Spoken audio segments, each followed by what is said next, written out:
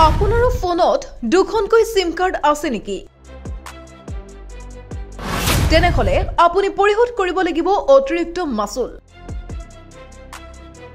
যদিহে আপুনি আপোনাৰ ফোনত দুখনকৈ সিম কাৰ্ড ব্যৱহাৰ কৰি আছে তেনেহলে এই খবৰ আপোনাৰ বাবে। ট্ৰায়ে অতি শীঘ্ৰেই সিম কাৰ্ডৰ নিয়মত এক ডাঙৰ পৰিৱৰ্তন কৰিব পাৰে। কিছু প্ৰতিবেদন অনুসৰি যদিহে আপোনাৰ ফোনত দুখনকৈ সিম কাৰ্ড আছে আৰু কেৱল মাত্ৰ এখন সিম কাৰ্ডহে ব্যৱহাৰ কৰি আছে তেনেহলে আপুনি অতিৰিক্ত মাচুল পৰিশোধ কৰিবলগীয়া হ'ব পাৰে। কাৰণ ভাৰতীয় টেলিকম নিয়ামক কৰ্তৃপক্ষ অৰ্থাৎ ট্ৰায়ে সিম কাৰ্ড নিয়মত কিছু পৰিৱৰ্তন কৰিব পাৰে। যদিহে কোনো লোকে প্ৰয়োজন নোহোৱাকৈ ফোনত দুখনকৈ সিম কাৰ্ড ব্যৱহাৰ কৰি থাকে তেনেহলে ইয়াৰ বাবদ অতিৰিক্ত চাৰ্জ লোৱা হ'ব।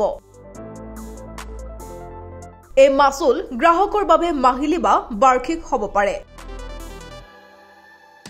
ট্ৰায়ে মোবাইল অপাৰেটৰৰ পৰা মোবাইল ফোন আৰু লেণ্ডলাইনৰ বাবে অতিৰিক্ত মাচুল লোৱাৰ পৰিকল্পনা কৰি আছে। যদিহে এনে হয় তেনেহলে মোবাইল অপাৰেটৰে ইয়াৰ বাবে গ্ৰাহকসকলক ক্ষতিপূৰণ দিবলগীয়া হ'ব পাৰে। নিউজ ডেস্ক, প্ৰতিবিম্ব লাইভ।